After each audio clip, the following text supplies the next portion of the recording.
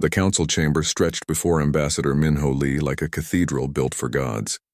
7 species sat in judgment, their forms alien and ancient, their eyes fixed on the lone human standing in the center of the room.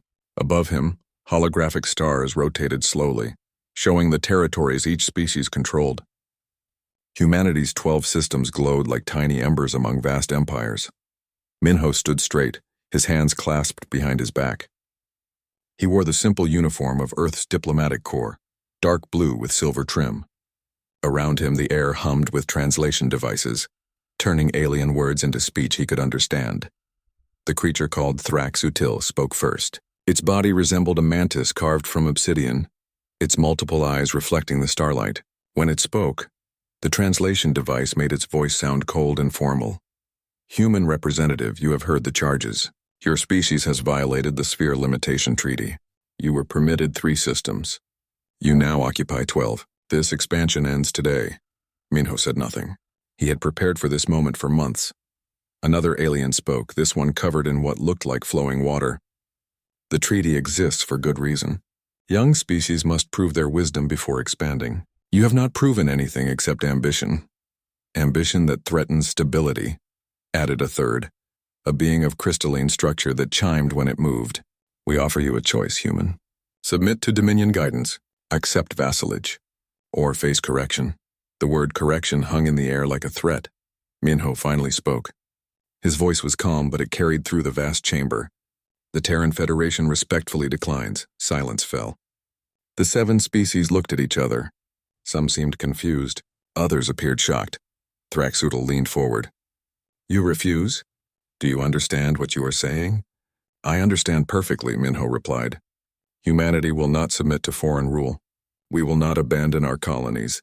We claim the right to determine our own future. No species has refused the Dominion in 4,000 years, the water being said, its voice rippling with disbelief. Then we are the first, Minho answered simply. Thraxutal's eyes narrowed. You are 1 species, barely 3 centuries into space travel. We are 7. Each with technologies you cannot imagine.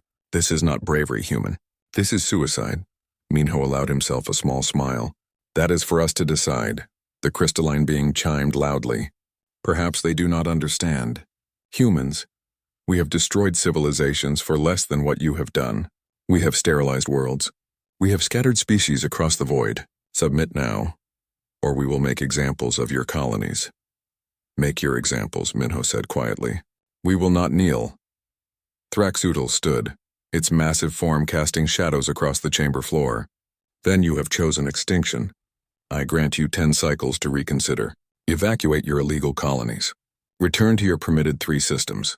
If you do not, our fleets will enforce compliance. This audience is concluded.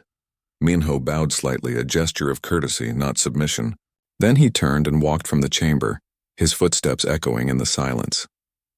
Light years away, Captain Daeho Kim stood on the bridge of the TFS Indomitable, humanity's most advanced warship. The view screen showed the stars streaming past as they traveled through hyperspace.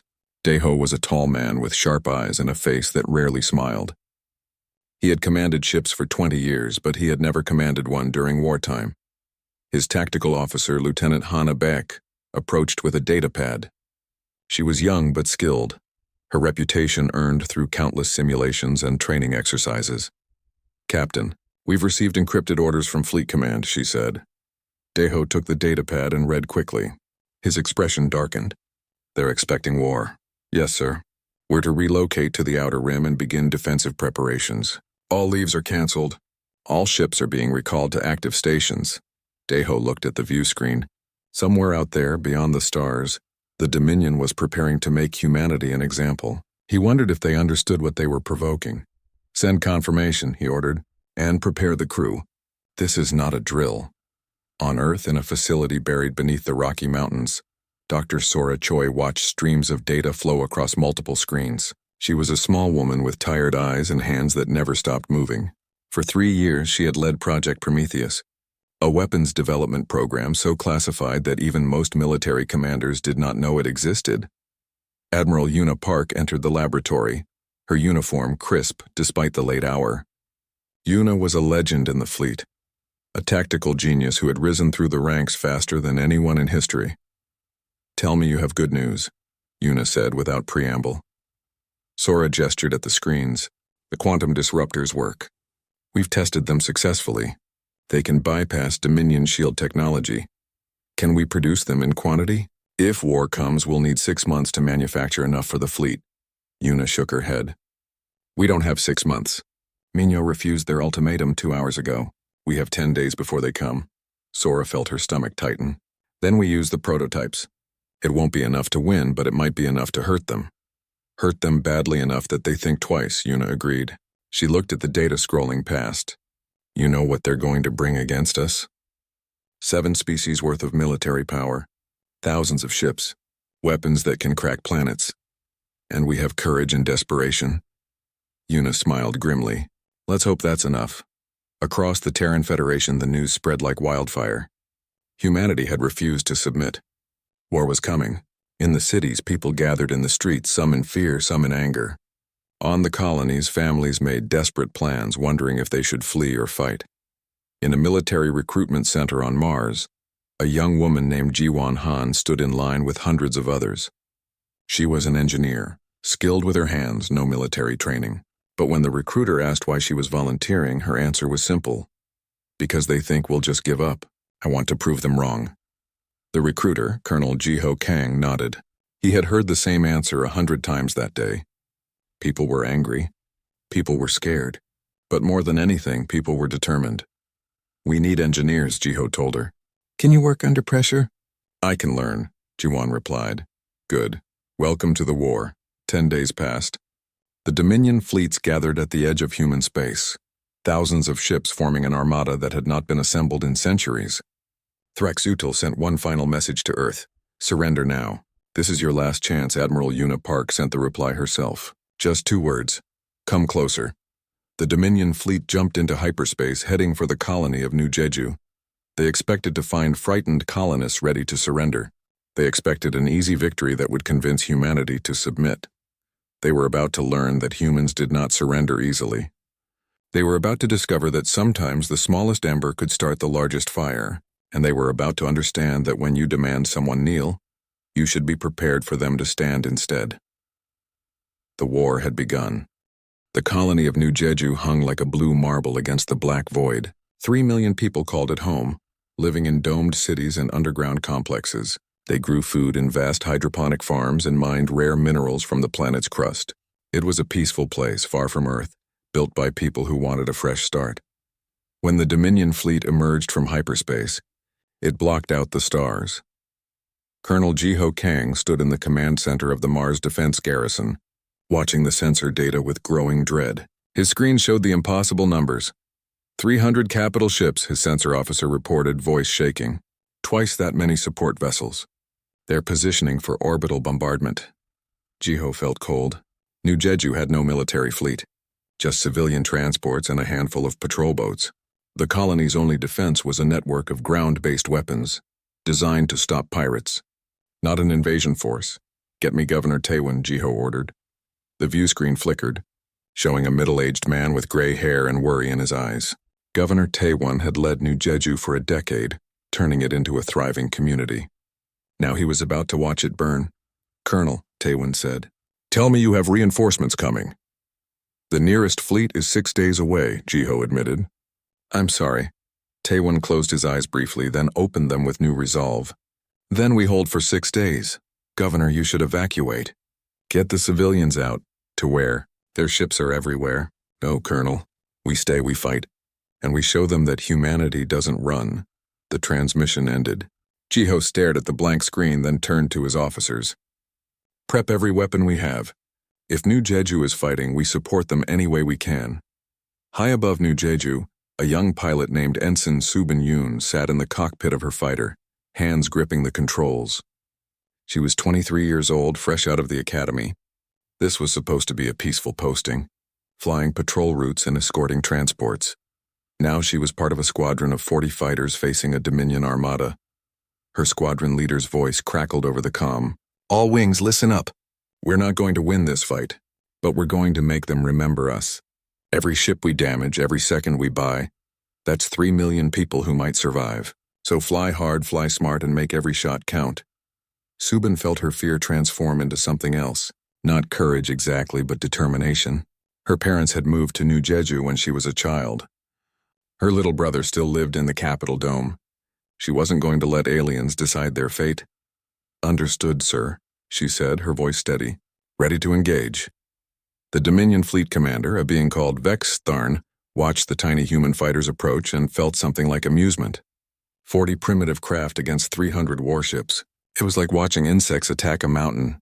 "Weapons free," Vex Tharn ordered. "Eliminate the fighters, then begin bombardment of military targets.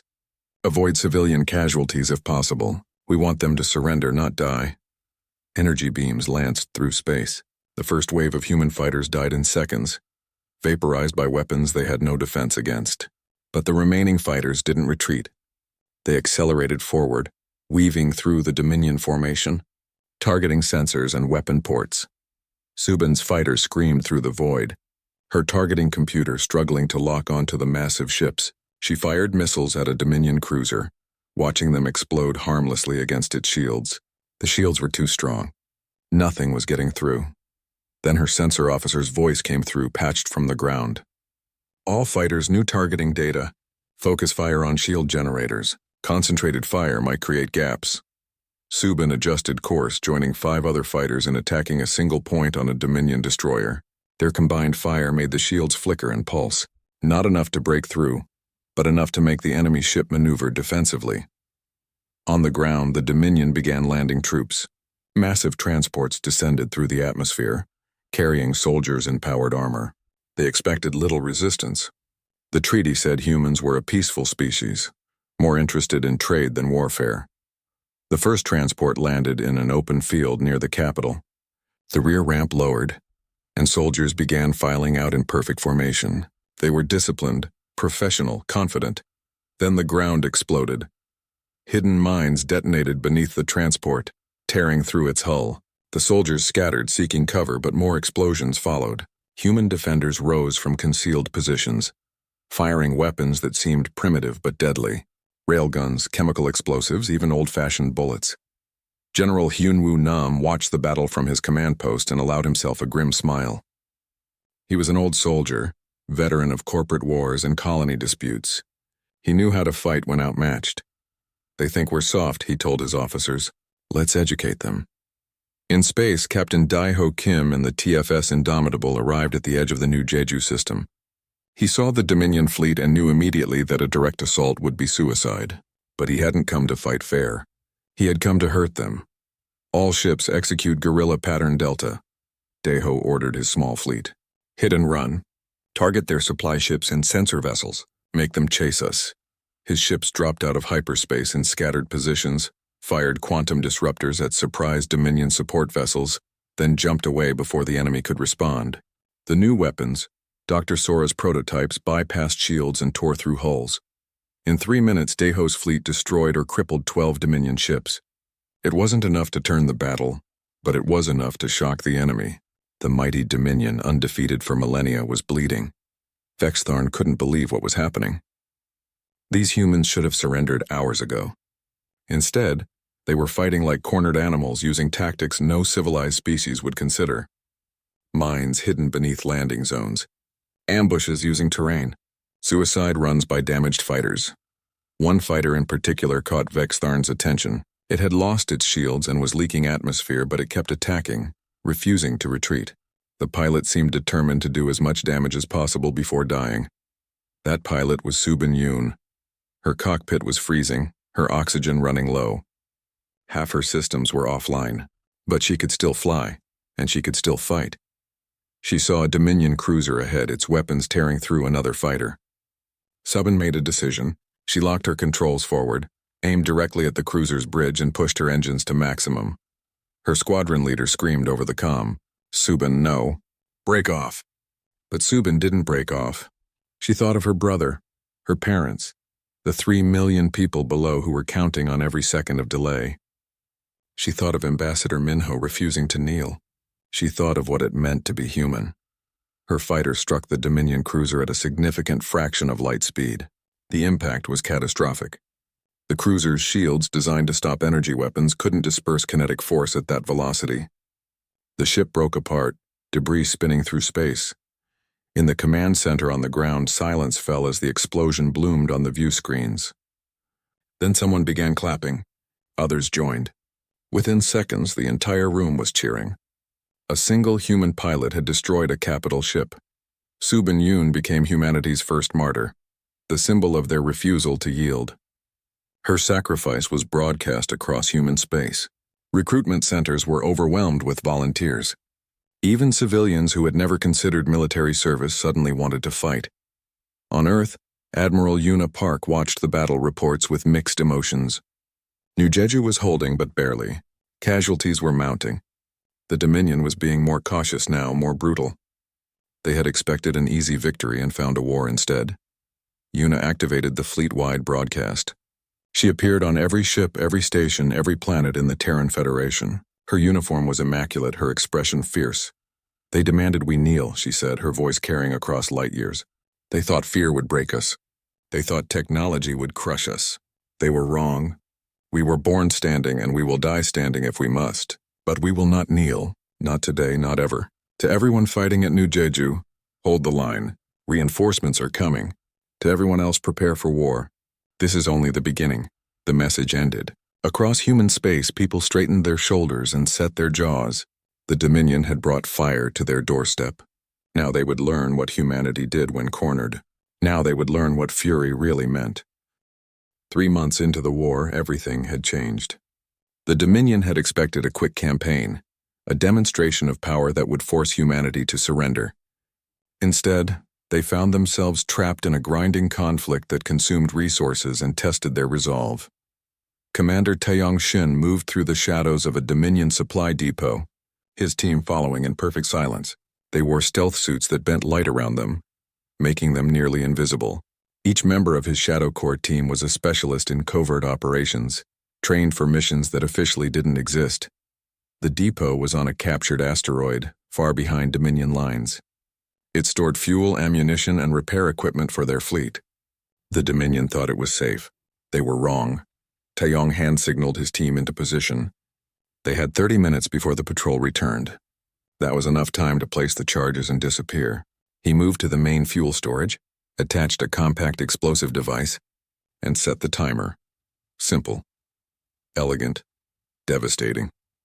28 minutes later, his team was back on their stealth ship, accelerating away. 2 minutes after that, the depot exploded in a brilliant flash. Thousands of tons of fuel ignited, creating a fireball that could be seen from 3 systems away. That was the 17th supply depot Shadow Corps had destroyed in 2 months. The Dominion fleet was starting to run short on resources, forced to pull back from forward positions to consolidate their supply lines.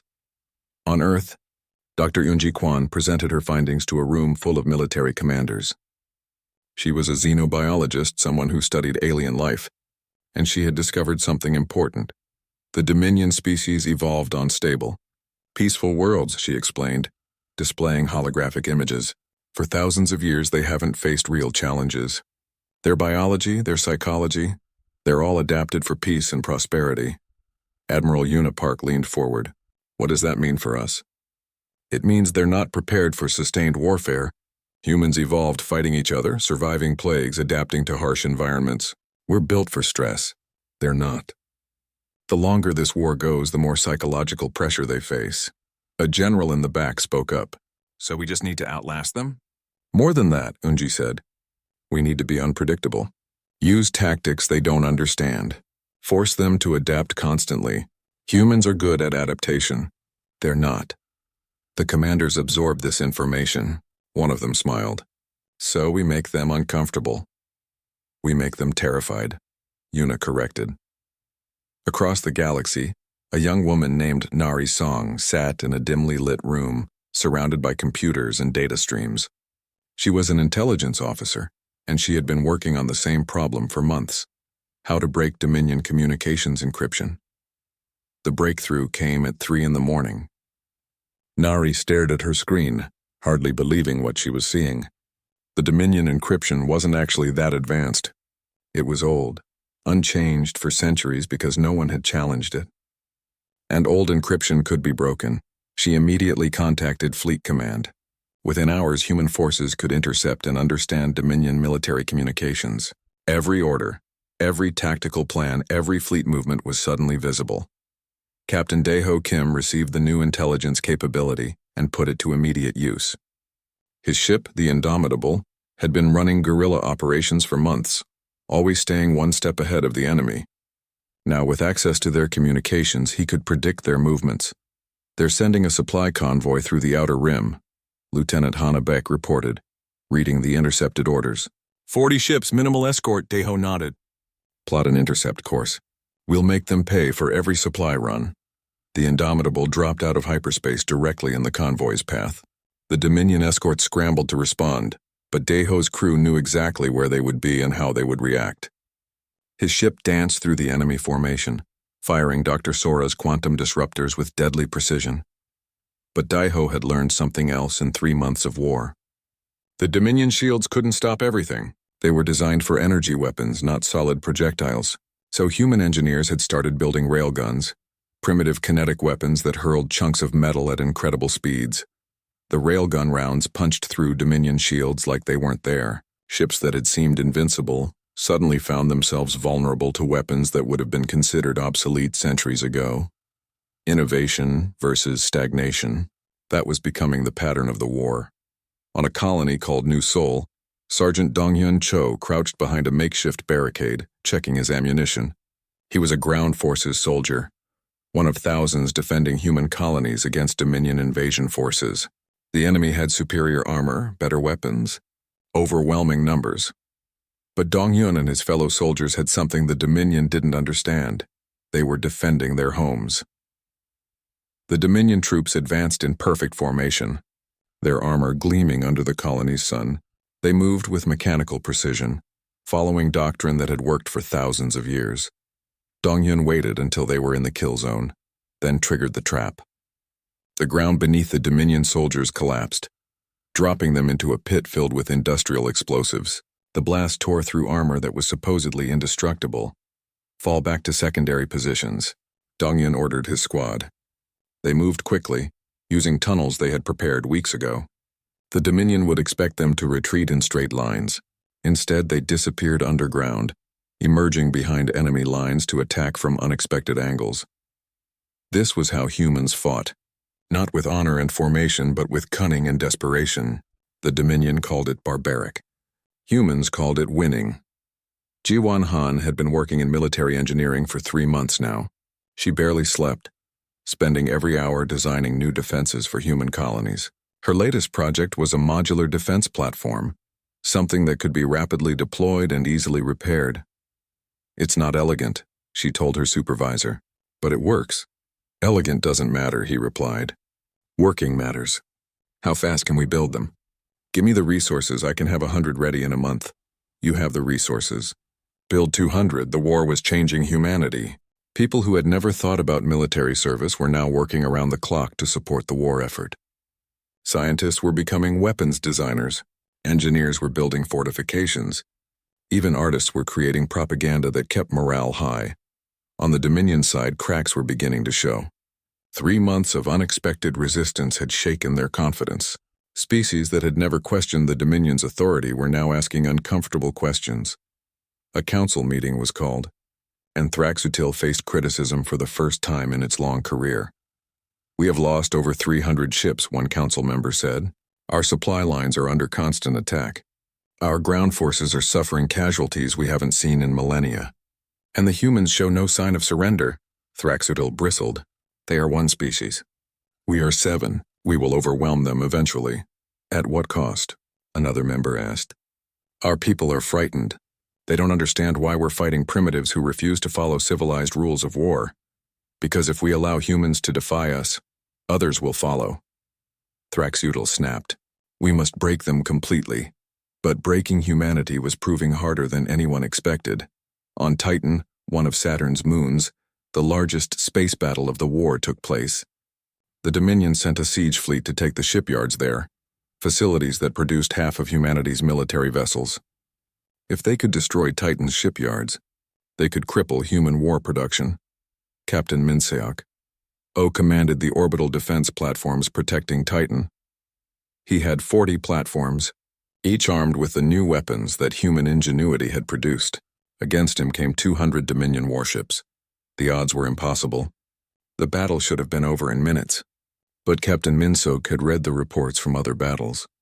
He understood how the Dominion fought, how they thought, and he was ready to use that knowledge. As the Dominion fleet approached in their standard formation, Minsok didn't fire. He waited, letting them get closer, letting them think he was paralyzed with fear. "Sir, they're almost in range," his weapons officer said nervously. "Hold," Minsok replied calmly. "Sir, hold." The Dominion fleet entered optimal firing range, their weapons charged, preparing to obliterate the defense platforms. Then Minsok gave the order. "Fire everything." 40 platforms opened up simultaneously, concentrating their fire on the lead ships. Quantum disruptors, railguns, missiles, even old chemical explosives. The first wave of enemy ships vanished in a storm of fire. The Dominion fleet, shocked by the ferocity of the defense, broke formation. Ships maneuvered to avoid the incoming fire, disrupting their careful coordination. And in that moment of confusion, reinforcements arrived.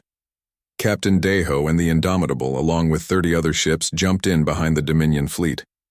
Trapped between the defense platforms and the human fleet, the Dominion forces found themselves in a killing field. The battle lasted 6 hours. When it ended, humanity had won its first major fleet engagement. The Dominion had lost over half their ships. Titan remained in human hands. News of the victory spread across human space. People celebrated in the streets, but Admiral Unipark didn't celebrate. She studied the casualty reports. 6 months after the war began, Ambassador Kyung Park arrived at a secret location in neutral space. She wasn't carrying weapons or battle plans. She carried something more dangerous: hope for diplomacy. The meeting had been arranged through back channels, whispered communications that barely avoided Dominion surveillance. 2 species within the Dominion coalition had requested this meeting, risking severe consequences if discovered. Kyung sat in a small conference room, waiting. She was a diplomat trained in patience and negotiation, but these were strange times for diplomacy. Humanity was winning battles but losing people. Every victory came with a cost. The door opened. 2 aliens entered. One resembled a crystalline formation, its body chiming softly with each movement. The other was covered in something like flowing water, its form constantly shifting. Ambassador Park, the crystalline being, said, "I am Elder Vrimthos. Thank you for coming." "Thank you for requesting this meeting," Kyung replied carefully, "though I admit I'm curious why." The water being spoke next. "Because we are tired of this war. Because Thraxatil has lied to us. Because we believe your species has been wronged." Kyung kept her expression neutral, but inside she felt excitement. This was the breakthrough they needed. Elder Vrimthos continued. The Sphere Limitation Treaty was created by Thrax Udal's faction to maintain their control over the galaxy. It has nothing to do with protecting young species. It is about preventing competition. "You're saying the treaty is a lie?" Kyung asked. "The treaty exists," Vrimthos replied, "but its purpose has been twisted." Thraxutil saw humanity's rapid expansion and felt threatened. "This war is not about law. It is about power." The water being added, "Many in the Dominion are troubled by what we have seen. Your species fights with honor, even while using unconventional tactics. You could have destroyed civilian populations but chose not to. You could have used terrible weapons but showed restraint." Kyung chose her words carefully. "We fight to remain free, not to conquer. If the Dominion would recognize our right to exist, we would prefer peace. That is why we are here," Vrimthos said, "to tell you that not all Dominion species support this war. Some of us will withdraw our forces. It will be done quietly, but it will weaken Thrax Udal's position." This was more than Kyung had hoped for. If even 2 species withdrew, the balance of power would shift dramatically. Meanwhile, Vice Admiral Jun-Ho Lee was preparing humanity's first major counteroffensive. For 6 months they had defended their colonies. Now it was time to take the fight to the enemy. His fleet gathered in the outer reaches of human space, over 200 ships. It was the largest force humanity had ever assembled. Against the might of the full Dominion, it was still small, but against a fragmenting enemy, it might be enough. "All ships report ready," his communications officer reported. Junho studied the tactical display. Their target was a Dominion forward base, a staging area for attacks on human colonies. Intelligence from Narration had revealed its location and defenses. Taking it would force the Dominion to retreat and give humanity breathing room. "Begin the operation," Junho ordered. The fleet jumped to hyperspace, moving as one coordinated force. They emerged at the target system to find the Dominion base defended by a substantial garrison. But Junho had expected that. "Execute Battle Plan Alpha. All wings engage according to your assignments." The human fleet split into 3 groups, each attacking from different angles. The Dominion defenders scrambled to respond, but their communications were compromised. Every order they sent, humans could intercept. Every tactic they tried, humans had already prepared for. The battle was brutal but decisive. Human ships used their new weapon systems, their railguns and quantum disruptors with devastating effect. Within hours, the Dominion base was destroyed, its defenders scattered or captured. On the ground at New Seoul, Sergeant Donghyun Cho was making his own kind of history. The Dominion had launched a major ground assault, determined to break the colony's resistance. They sent their best troops, their most advanced equipment. Donghyun's position was supposed to hold for 2 hours, buying time for civilians to evacuate. He held it for 16. The Dominion soldiers came in waves, each attack more desperate than the last. Donghyun and his squad fought from behind hastily constructed barricades using every trick they had learned. They collapsed buildings onto enemy positions. They rerouted power lines to create deadly traps. They even used mining equipment as improvised weapons. When ammunition ran low, they fought with whatever they could find. When their position was overrun, they fell back to secondary defenses and kept fighting. Donghyun himself was wounded twice but refused medical evacuation. "As long as I can pull a trigger, I can fight," he told the medic who tried to help him. His stand became legendary. Across human space, people heard the story of the sergeant who wouldn't retreat, the soldier who held impossible ground, because people were counting on him. Recruiting stations once again saw lines around the block, but not everyone in the Terran Federation was celebrating the victories. In a quiet meeting room, President Chae-Won-Yu faced a difficult decision. Dr. Sora Choi had just briefed her on the latest Prometheus project development. They had created weapons that could destroy planets. Not just damage them, but render them completely lifeless. "You're telling me we can crack Dominion homeworlds?" Chae-Won asked. "Yes, Madam President. The fusion lance technology works. One ship with this weapon could sterilize a planet." Chae-Won looked at the specifications with horror. "This is genocide." "It's deterrence," Sora replied. "If the Dominion knows we can destroy their worlds, they'll think twice about destroying ours. And if they call our bluff, then we have to decide if we're willing to use it." The room fell silent. Admiral Unipark, present for the briefing, finally spoke. "Madam President, I recommend we build these weapons but never deploy them unless absolutely necessary." "Define necessary," Chae-Won said quietly. "If they target Earth, if they attempt to exterminate human populations." Then, and only then, Chae-Won thought about the responsibility she carried. Billions of lives depended on her decisions. She thought about the Dominion's brutality, their willingness to destroy colonies. She thought about what humanity might become if they used such weapons. "Build them," she finally said. "But they remain under my direct authority. No commander, no admiral, no captain can launch these weapons without my personal authorization. And pray we never have to use them."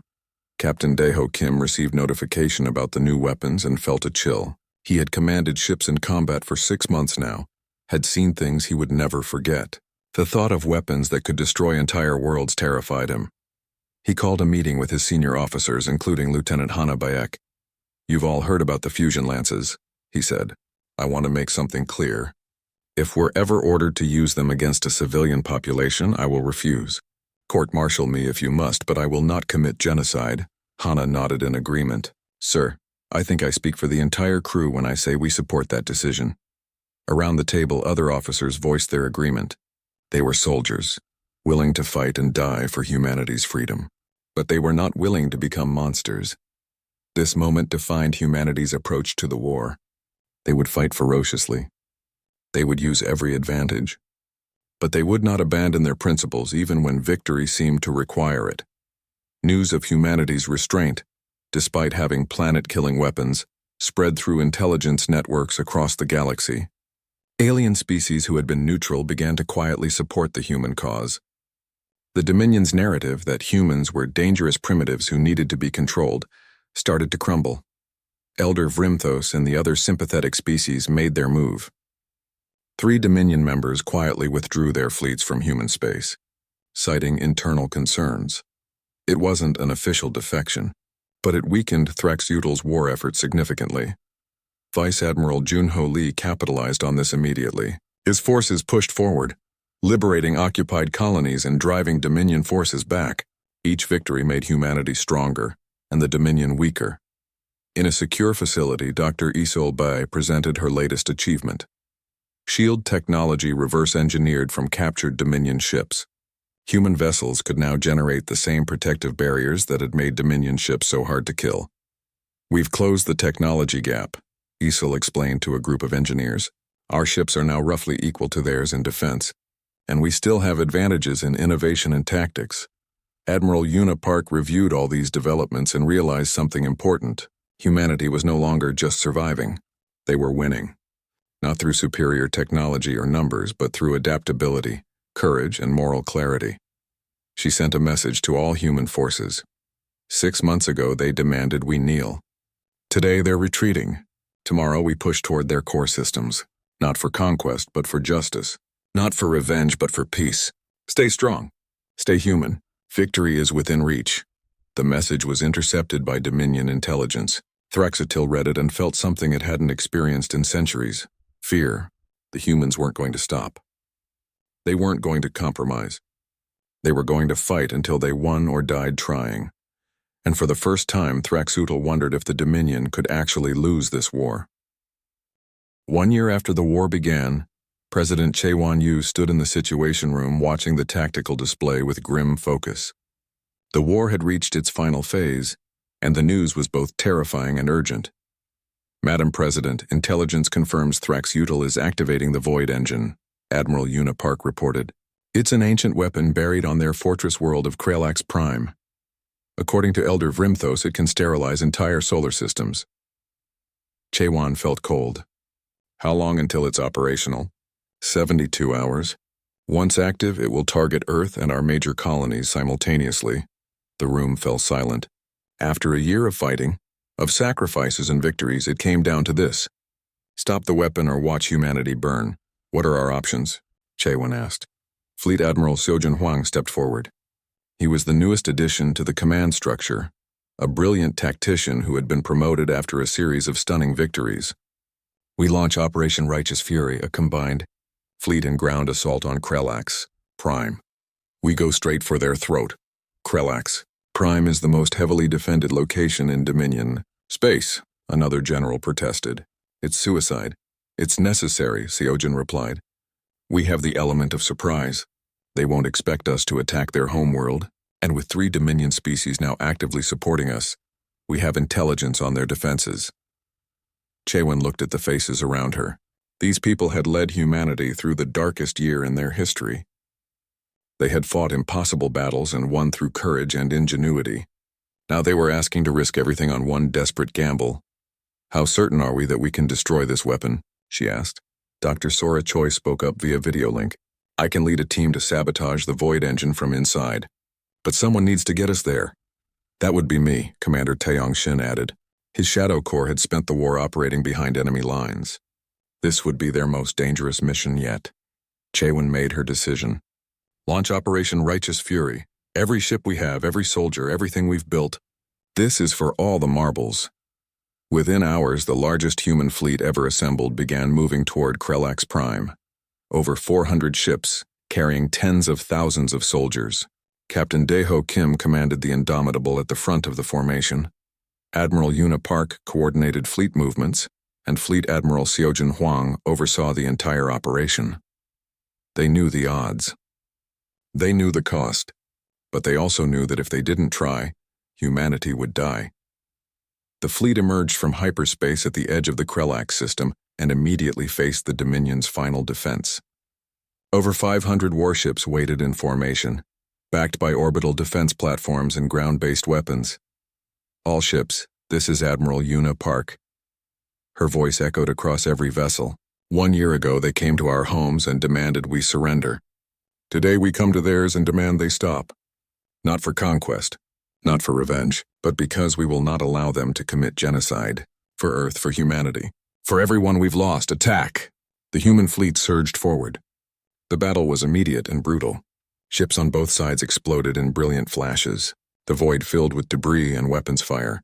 But humanity fought with desperate determination.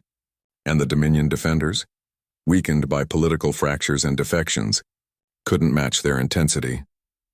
Captain Daiho maneuvered the Indomitable through the chaos, his crew working in perfect coordination.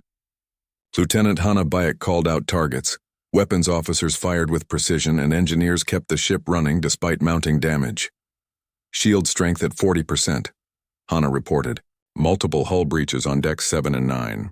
Keep us in the fight, Daiho ordered. We're not done yet. A Dominion battleship loomed ahead, its weapons charging for a killing shot. But before it could fire, 3 human cruisers attacked from different angles, overwhelming its defenses. The battleship broke apart, and the Indomitable pushed forward. On the ground, Commander Taeyong Shin led his Shadow Corps team in a rapid insertion. They descended through the battle in a stealth transport, avoiding detection through a combination of technology and daring. Their target was the facility housing the Void engine, buried beneath layers of rock and defense systems. Dr. Sora Choi was with them, along with Ji-won Han, who had become an expert in alien technology during the war. Together they had the knowledge to sabotage the weapon. They just needed to reach it. The transport landed in a remote canyon, and the team moved quickly through the alien landscape. Dominion soldiers patrolled the area, but Taeyong's team had practiced for this. They moved like ghosts, eliminating sentries silently, staying invisible. In space, the battle reached a critical point. The human fleet had broken through the outer defenses but was taking heavy casualties. Admiral Unipark made a hard decision. All ships concentrate fire on the orbital platforms. Ignore the ships. We need to clear a path for the ground assault. It was a risky move, leaving their flanks exposed. But it worked. The orbital platforms, designed to stop ships, not concentrated fire from multiple directions, began to fail. One by one they went dark or exploded. Fleet Admiral Seojin Hwang saw the opening. Launch the ground assault. All Marines, all soldiers, everything we have. Take that facility. Thousands of drop pods fell from orbit, each carrying soldiers ready to fight for humanity's survival. Among them was Sergeant Donghyun Cho, returning to combat despite his wounds from New Seoul. He had volunteered for this mission because he knew what was at stake. The drop pod slammed into the ground around the Void engine facility. Soldiers poured out, immediately engaging Dominion defenders. The battle was close quarters and vicious, fought in corridors and bunkers, with no room for retreat. Dongyun led his squad through the facility's outer defenses, using breaching charges to blow through reinforced doors. They faced heavy resistance, but human soldiers fought with the fury of people defending their entire species. Underground, Taeyong's team reached the Void engine chamber. The weapon was massive, a structure that seemed to bend reality around it. Dominion technicians scrambled to complete the activation sequence. Dr. Choi, how long do you need? Taeyong asked, firing at the defending soldiers. 10 minutes, Sora replied, already working on the control systems. I need to access the core. You've got 5. We can't hold longer than that. Sora and Ji-won worked frantically, their hands flying over alien controls. The Void engine hummed with building power, its activation sequence progressing despite their efforts.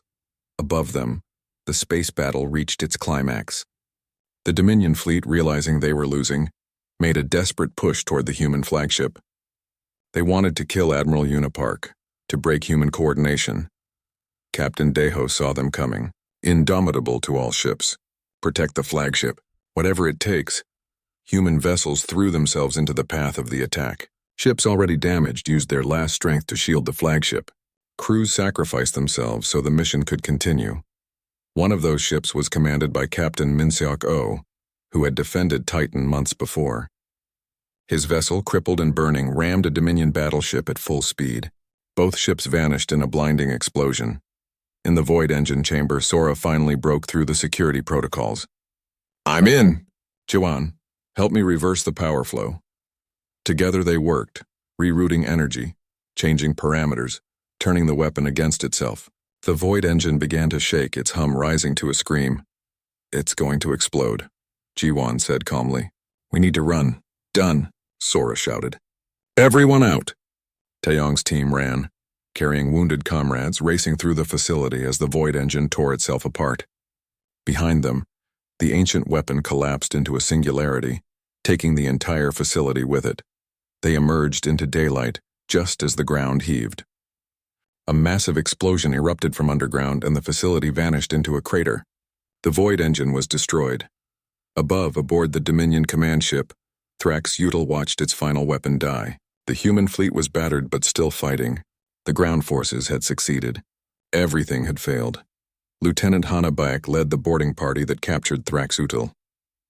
The alien commander didn't resist, simply sat in its command chair defeated. You should have knelt, Thrax Util said quietly. It would have been easier. Easier isn't the same as right, Hana replied. With Thrax Util captured and the void engine destroyed, the remaining Dominion forces surrendered. The war was over. 3 days later, Ambassador Minho Lee stood once again before the Dominion Council. But this time the chamber was different. Thrax Util was gone, arrested for war crimes. Elder Vrimthos and the sympathetic species now led the council, and humanity stood not as supplicants but as equals. We could demand reparations, Minho said. We could require territory or vassalage from you. But that's not why we fought. We fought for the right to exist freely, for the right of all species to determine their own paths. He gestured to the holographic display of the galaxy. We propose a new agreement. The Galactic Covenant. No species rules others. No species limits another's growth without just cause. We share technology, share knowledge, and resolve disputes through dialogue, not ultimatum. Elder Vrimthos spoke. And if species disagree? If conflicts arise? Then we talk until we find answers. We compromise. We remember what this war cost and we choose not to repeat it. The council discussed for hours.